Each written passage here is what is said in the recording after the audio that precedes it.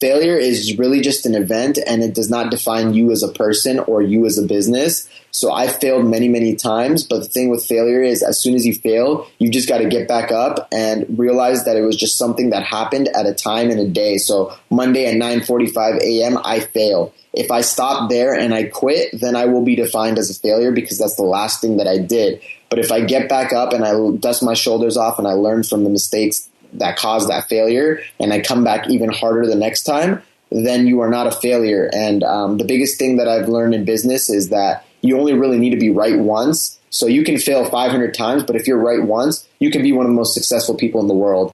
This is The Entrepreneur Way with Neil Ball. Unlocking the secrets of successful entrepreneurs 7 days a week. Subscribe to our podcast and follow us on Twitter at Neil D. Ball. Napoleon Hill said the power of the mastermind is the driving force. To discover how you can unlock the potential in your business using the power of a mastermind, go to mastermindunlimited.com. And now, here is your host, Neil Ball. Hello, it's Neil Ball. Thank you so much for joining me today on The Entrepreneur Way. The Entrepreneur Way is about the entrepreneur's journey, the vision, the mindset, the commitment, the sacrifice, failures and successes.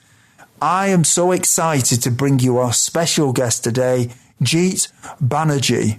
But before I introduce you to him, I have a quote for you. Brian Greene said, "The boldness of asking deep questions may require unforeseen flexibility if we are to accept the answers." The Entrepreneur Way asks the questions so we all get the insight, inspiration and ideas to apply in our businesses. Jeet, welcome to the show.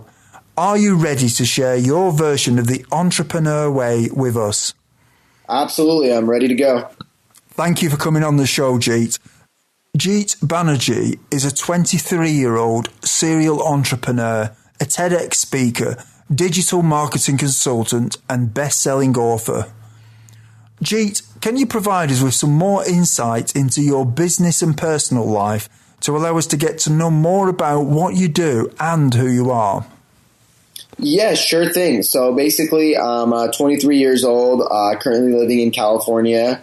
I'm a serial entrepreneur. So what that basically means is that I'm kind of have my hand in many different ventures. I'm also a TEDx speaker, digital marketing consultant, and a best-selling author. So to give you a little bit of background on the couple of businesses that I'm working on as of now, the first company is known as Statfuse.com, and what we essentially do there is we've built a web application that helps high school students with the college admissions process. So we calculate their odds of admission into a university and kind of analyze their college application to help them make more informed decisions when it comes to college.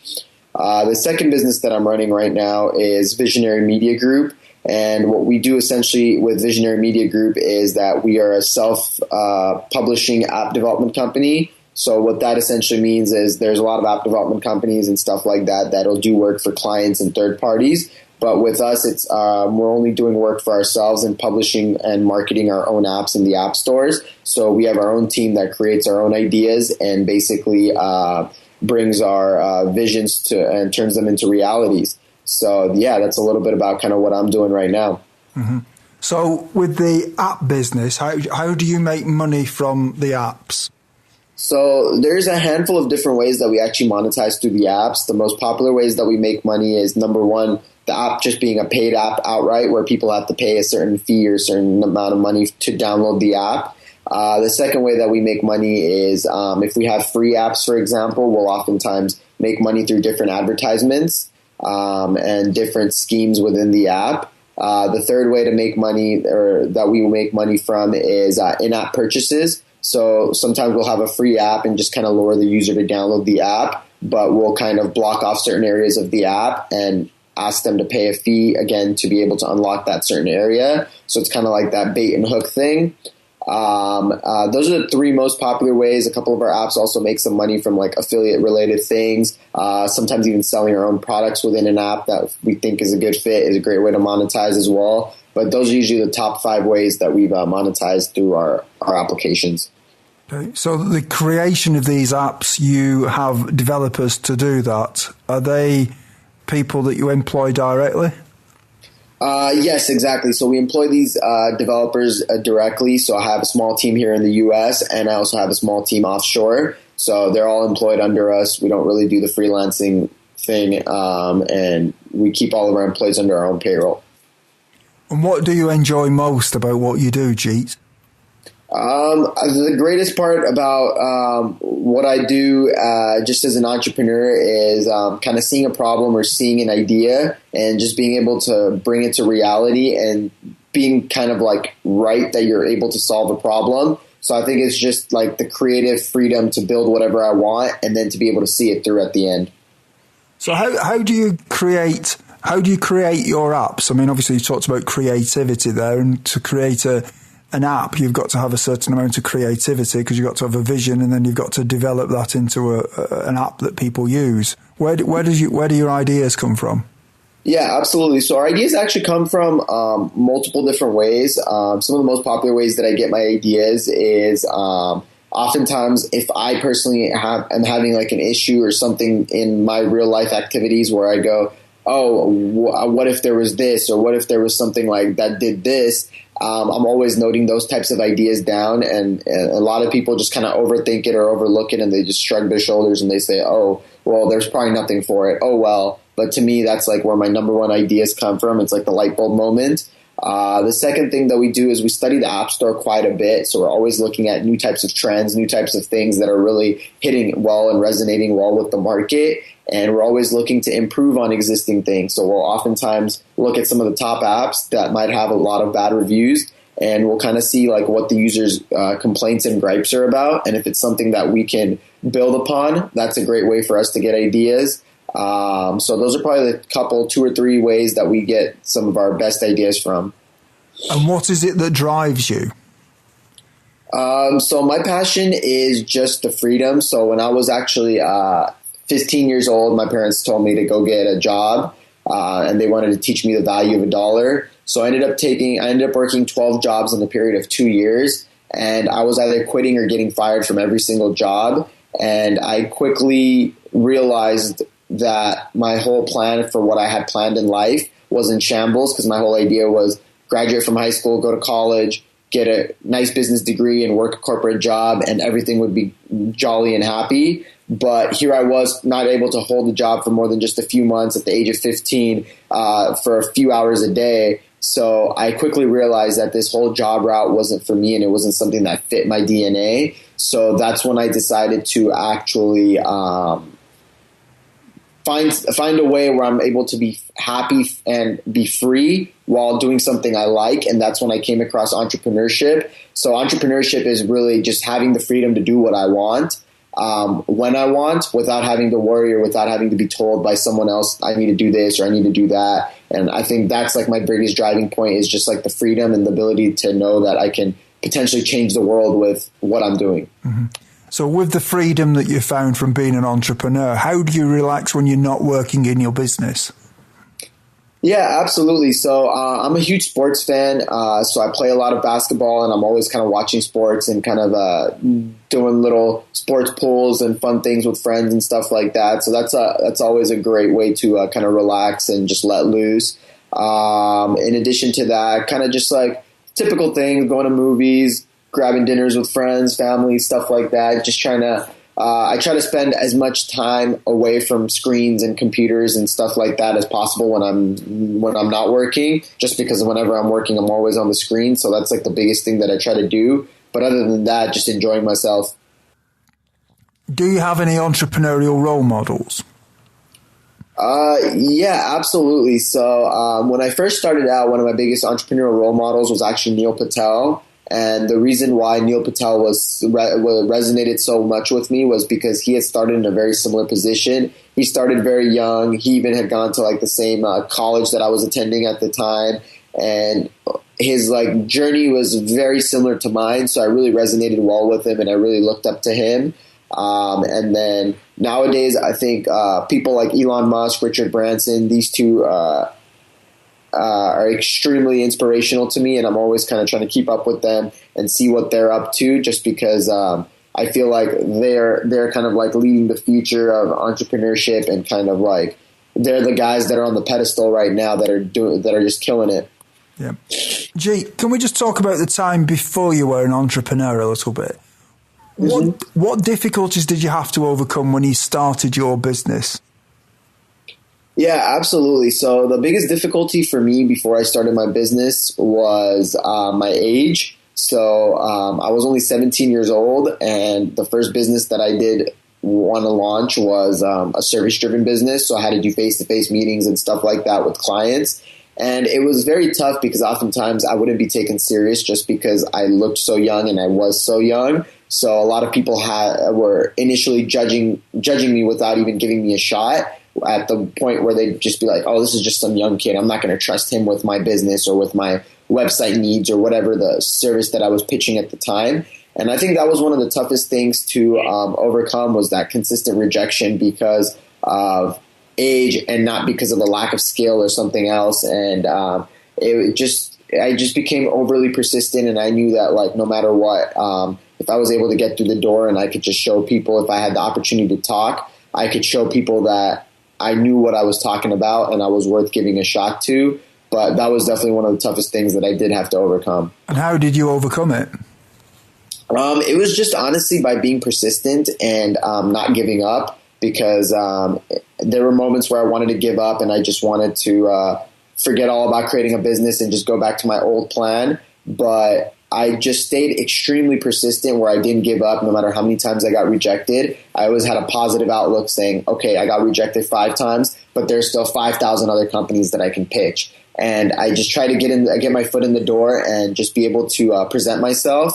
And I knew if the other client or person gave me an opportunity to hear me out, I knew that I would be able to impress them. And that's really what just kind of ended up working out over time. Mm. It's interesting that you say that, because obviously you're 23 years old now, which is obviously still quite young. So I would imagine some people in your situation, if they were just starting out, would be saying, well, people still don't take me seriously because I'm quite young. And obviously your perspective on this is relative to being 17, so you're not really noticing that to the same extent. So would you say that's the case?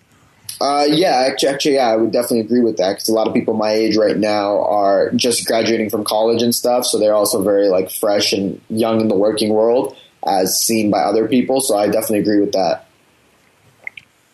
Did you have any doubts that delayed you starting your business?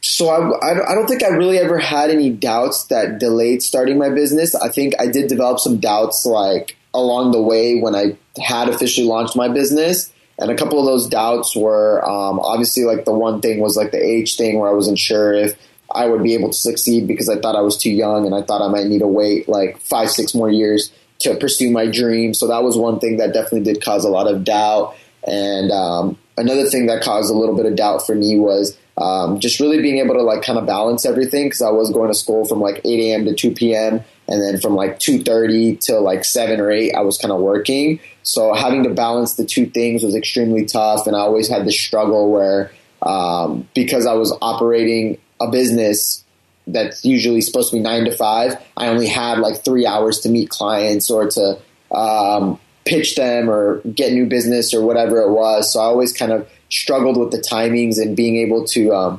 I'd say, balance the two things. So that did definitely cause a lot of doubt for me, in the sense that I didn't know if it was smart or prudent to continue the business, or if I should find another business to launch. And I even considered kind of maybe catering my services to another area that would be more time friendly. So I'd say those are a couple things that I had doubts of when I had already launched my business. But there was nothing really beforehand that was kind of holding me back or stopping me from launching my business. I was pretty much ready to test the waters for entrepreneurship right away. So when you said you were balancing between being at college and running your business, is that at the age of 17? Yeah, so this was from about 17 to 19. This is when I had my first business, which was kind of a multimedia agency where we did web development, app development, and video services for third parties and clients. And so this was between the ages of 17 and 19. Okay. And what mistakes did you make that slowed your journey? Oh, absolutely. So I got quite a few there, but I guess the big ones. So the first big one that I would definitely say is not listening to others and not being able to like kind of take criticism and advice. So if I could look back to my younger self, that's probably like the biggest thing I tell myself. Oftentimes, like I'd get advice or criticism or something like that from someone, and instead of taking it with a grain of salt and really analyzing it and seeing if it's good advice, I would just kind of shut that advice down and just tune that person out. And because I was extremely confident and cocky and I thought I knew everything, even though it was my first time at the rodeo and I knew absolutely nothing. So that was something that I definitely learned over the years to really change my perspective on and really be able to hear everyone out. So that's definitely one big mistake that I made that definitely slowed my journey down. Another mistake that I would say is really putting all the pressure on myself. So like early on, I kind of knew the things that I was really good at and the things that I wasn't really good at. And I always had the opportunity to be able to hire someone or to be able to delegate tasks to somebody else. But I wanted like full control of my business type of position. And that ended up being a big mistake because it really slowed down the growth of the business and stuff like that, because I could have really just instilled trust into someone else, hired them and had them do certain things while I focused on growing the business. But I didn't end up doing that for pretty much the first year. So that ended up really slowing growth. So I'd say those are probably two of the biggest mistakes that I made on my entrepreneurial journey so far that really slowed me down. So what was it that made you decide that you wanted to take advice from other people, or you'd listen to it? Yeah, absolutely. So it actually came from my dad. So my parents basically, like one day I was just kind of sharing with them that, look, I'm struggling with this, I'm struggling with that, blah, blah, blah, in regards to my businesses. And my dad was like, oh, just the other day I heard someone giving you advice on XYZ. Why don't you like consider that, or why don't you try putting it in? And it was at this moment I almost had like an epiphany, because it was like, I know this person who's giving me advice, but I absolutely tuned them out completely to the point where I had no idea what they said to me. So that's when I knew, okay, you know what? Like, I've really got to change my perspective and I've really got to change my ways, and I've got to make it an effort to really start hearing people out and seeing what they have to say. So it was just kind of this moment of realization that I'm really glad that I had after a conversation with my parents that really got me to start opening up and being able to listen to everyone and what they have to say. Okay. What about the decision to start delegating? Where did that come from? So that just came from me setting goals and like our company not hitting those goals, and me trying to dissect and figure out why we're not hitting those goals. And it really came down to not being able to grow fast enough. And I just started like reviewing everything that I was doing and just kind of going back and backtracking my steps. And I just realized I was spending so much time doing kind of like menial tasks that really didn't need my attention, that I could have delegated to somebody else, but I was just kind of being controlling over. And I just realized at that point that I had to pick whether I wanted to have full control of my business or I wanted to do what was best for my business and grow as quickly as we could. And obviously I wanted to grow as quickly as we could and not be selfish.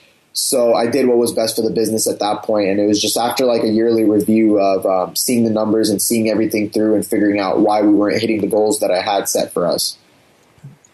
Jeet, what I'd like to do now is talk about the entrepreneurial journey a little bit more with you.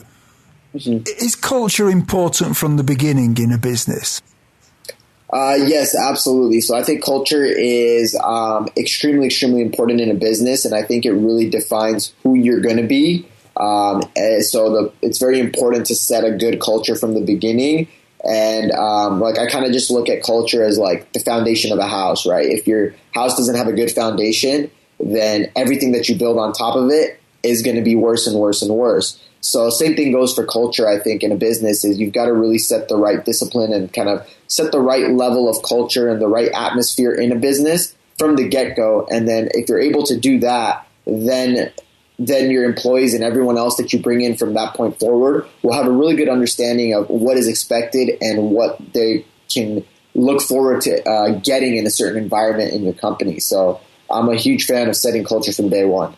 And how do you set culture from day one? How have you done it in your business? Yeah, absolutely. So in my business, it's first I've just kind of like analyzed and really like try to study like other successful companies and just kind of create a plan essentially of like what would the ideal culture in this company look like.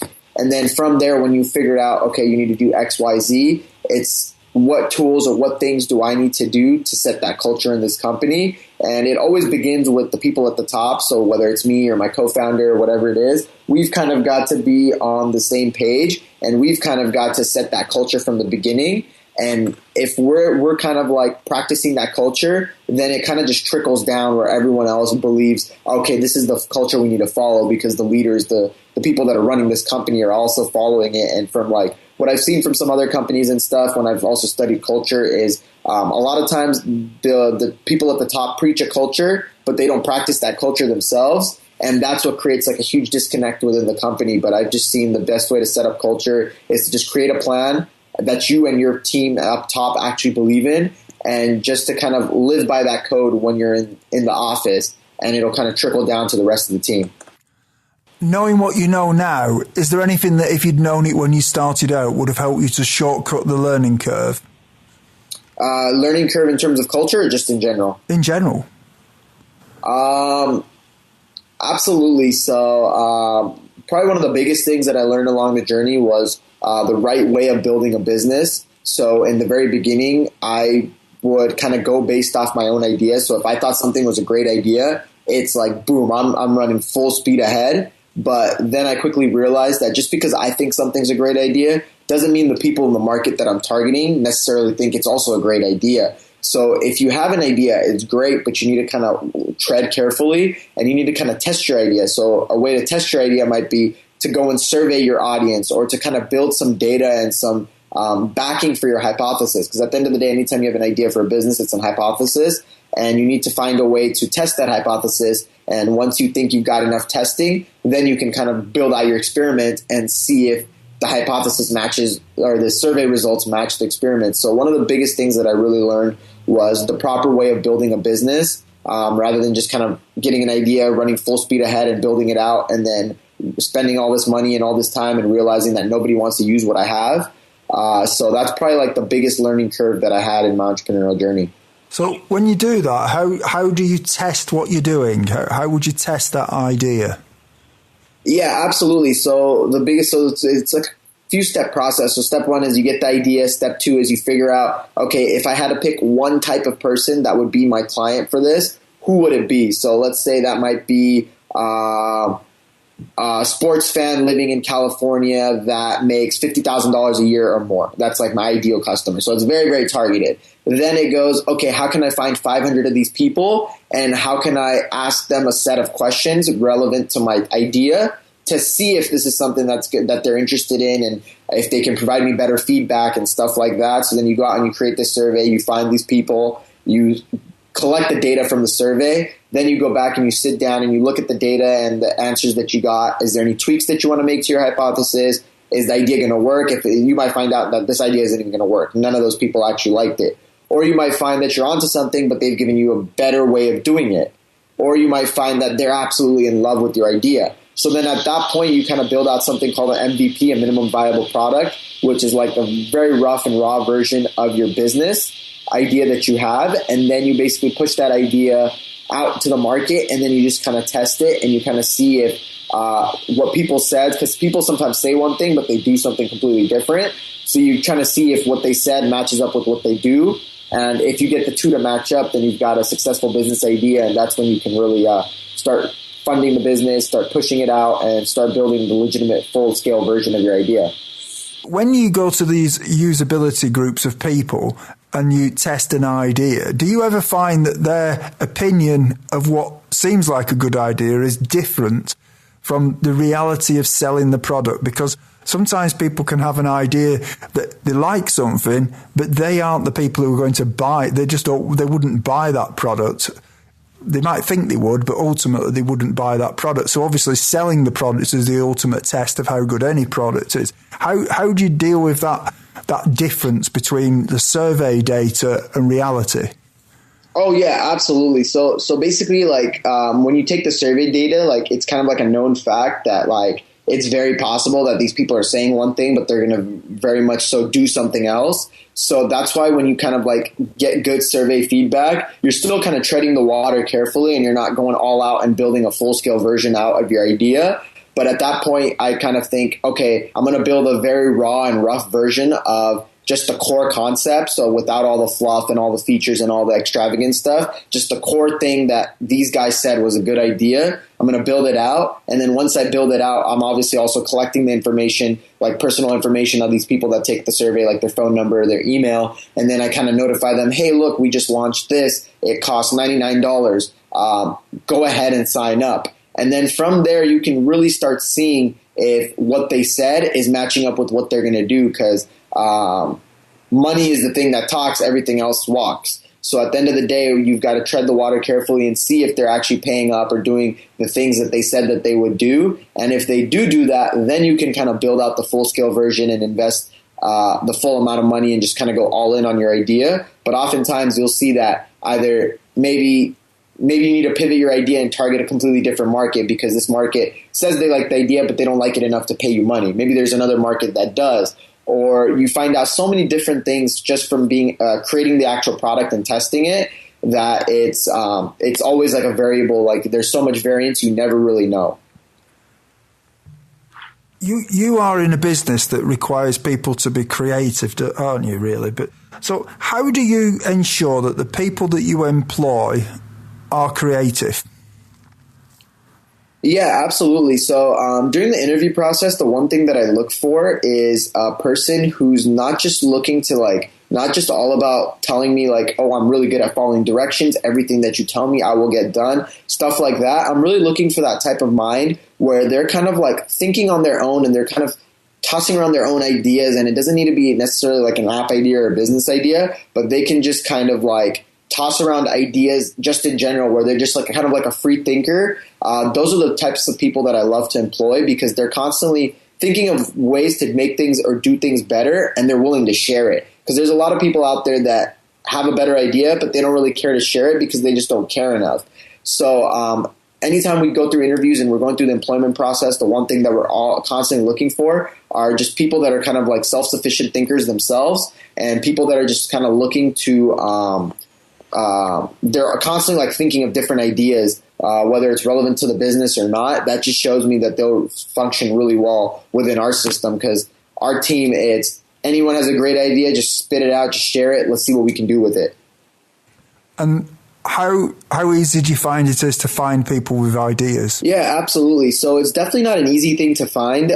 Typically, we usually go through maybe about like 15 or 20 interviews of different people until we find one person that really fits like our company culture and like that free thinking mindset. But what I typically always believe in when interviewing and hiring people is that I'm always looking for people. I'm always looking for the right fit for our company and our culture, rather than just like really filling a body into a desk. And that's always been a big thing. So I always take kind of like my sweet time, no matter how important the position is, to find the right person because I want someone that's going to stay and stick rather than having to find a new body every single few months or whatever it is. So we're very strict in terms of our hiring process and we really want to make sure we have the right candidate in place. And do you have a particular method of making sure you do find those people, or is it just an organic and sort of gut feeling type of thing? It's more just like an organic and gut feeling type of thing. And usually we get together as like a team and really see like how everyone feels about the hire. And if everyone like all the top of like the leadership team, everyone agrees and thinks it's a good hire, then we'll usually kind of just go forward with it. But yeah, it's usually a very organic process and just kind of like feeling out each person situation by situation just to see if they'll be a good fit. And how much does gut feeling influence your decisions in your business? So I'd say with certain things like hiring and small things like that, it sometimes has a huge impact. But in a lot of other decisions, I kind of go by the theory. I love the quote where it goes, men lie, women lie, but numbers don't. So for a lot of the other stuff, we're very data driven and we're always looking at analytics and really trying to make the best data driven decisions possible. So for a lot of the more important things in the business, we're always looking at the numbers and the hardcore things rather than the gut feelings. Like the gut feelings might influence me to like go look into some specific angle or to go check something. But at the end of the day, I feel like the numbers are what's always accurate and always there. So we always go with the numbers. Life is made of constant change, whether we like it or not. And many people say the only constant in life is change. Jeet, how do you try to keep up with change? Yeah, absolutely. So in terms of change, I definitely don't fight change. And sometimes I think change is a great thing. I know Charles Darwin kind of had that famous quote where he said, it's not the smartest or the strongest that survive, but it's kind of more the ones that are able to change and adapt to the circumstances that survive. And I've really come to find that true. And I mean, like the world is changing every single day, and you can either change and adapt to what's happening, or you can just kind of stay stuck in the past.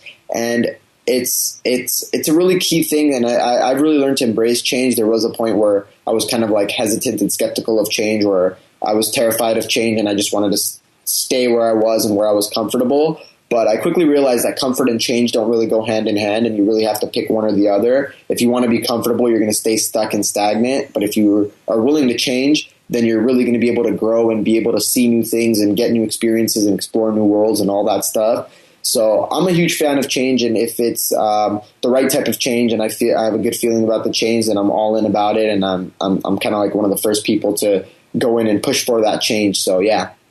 It's interesting you say that. I'm just thinking, there are many people who are in business who may be struggling, and often they will wait for a change in the market to happen to change their fortunes within their business. But ultimately, things never go back to where they were. So it has to be the case that when the market changes, you have to change and adapt with the market, which is essentially what you've been saying there. So what is your favourite book on entrepreneurialism, business, personal development, leadership, or motivation? And can you tell us why you have chosen it? Yeah, absolutely. So my favorite book is actually called The Millionaire Fast Lane by MJ DeMarco. It's a book really that got me into entrepreneurship, and that's like the main reason why I like it. And what this book does is it really shows you the journey and the life, like it kind of compares two different roads. Road one being kind of like the entrepreneurial journey, and road two being like the typical graduate with a college degree, get a typical job. And it really compares the two very, very well. And it just kind of shows you at the end where road A and road B takes you.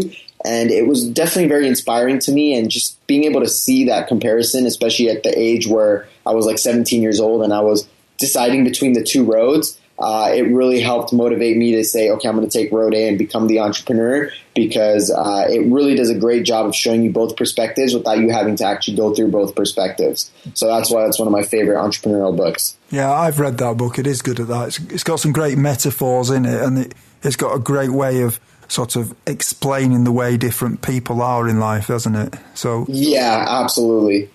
Everyone, when you have a busy life, listening to audiobooks is a great way to expand your knowledge in the time when you may be doing other things, such as driving or when you are at the gym.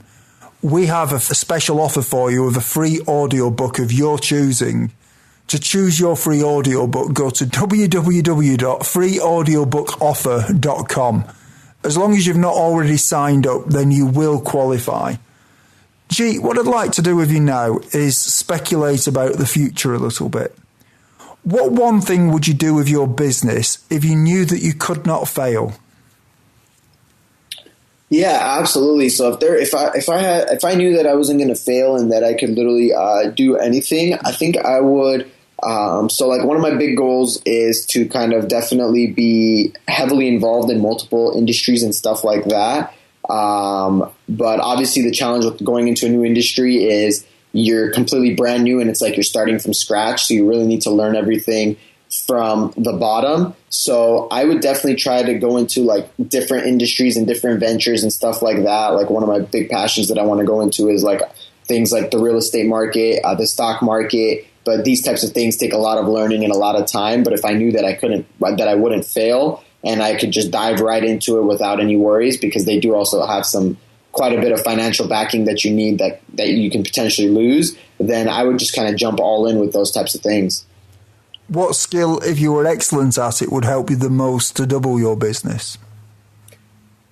So if there was one skill that I had to pick, I would probably say, that's a good question. I'd probably have to say, if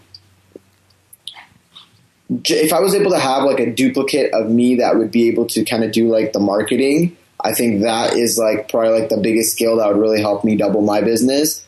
Just because marketing is such an important part of the business, but it also requires so much time and attention to be able to do properly. So I'd say marketing is probably the biggest skill, and I'd say online marketing to be more specific. Okay. In 5 years from now, if a well-known business publication was publishing an article on your business after talking to your customers and suppliers, what would you like it to say? I would definitely like it to say that the products and the services that they used from my business were life-changing or very, very helpful, basically all positive things like that. We would want to know that our products were able to solve a problem for that customer and that they thoroughly enjoyed the services and the way that we were able to deliver the products to them. I think that would be the biggest key for us and our biggest success metric is really being able to solve problems for other people and making sure that they're happy with the results that we provided. And that would be the biggest thing that we'd look for from that publication post. We are now at the part of the show where you share 3 golden nuggets with us. Jeet, what is your favourite quote and how have you applied it? Yeah, absolutely. So my favorite quote is actually by Gandhi, and it's "Be the change that you wish to see in the world." And for me, the way I'm basically applying it is just by pursuing the entrepreneurial dream every single day. I'm a huge believer that you have the potential to change the world and impact millions with ideas and just with your own mind and with your own passion. And that's kind of just what fuels me to be an entrepreneur, is that I truly have this passion to change the world and change the way people think and the way people look at things. And I want to be the one to lead that change and to create that change rather than to sit there and wait for someone else to do it. Do you have any favorite online resources you can share with us? Yeah, absolutely. So in terms of favorite online resources, I'm a huge fan of reading different entrepreneurial blogs and stuff like that. Like a couple of my favorites are entrepreneur.com. I read a lot on Forbes as well. Those are probably my 2 favorite ones as of now. Another resource that I love is called producthunt.com, where they kind of share new ideas every single day. And it's kind of like people get to upvote these new ideas and new startups. And I find that always fascinating because I'm always curious to see what other people are creating and how other people are receiving those ideas. So that's always a really fun thing for me. And also another great resource is Quora as well. So I spend quite a bit of time on Quora just reading. And if you ever have a question, you'll get some really, really good feedback for some really, really influential people in a specific market or niche. But yeah, those are probably my favorite online resources. And what is your best advice to other entrepreneurs?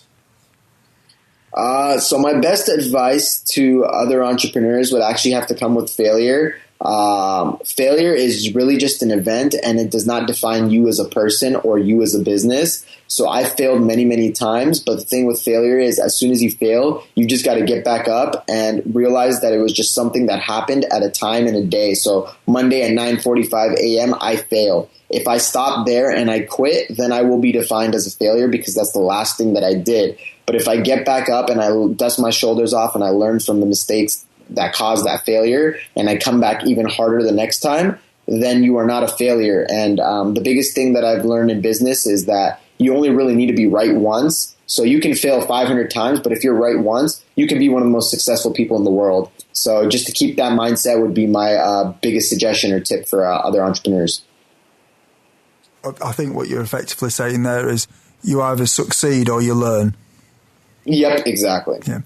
Everyone, if you didn't manage to get a note of Jeet's favourite resource or his favourite book, you can find the links on Jeet's show notes page. Just go to theentrepreneurway.com and search for Jeet or Jeet Banerjee in the search box.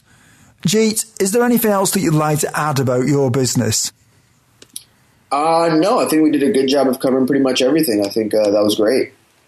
Jeet, it has been an honour having you on the show.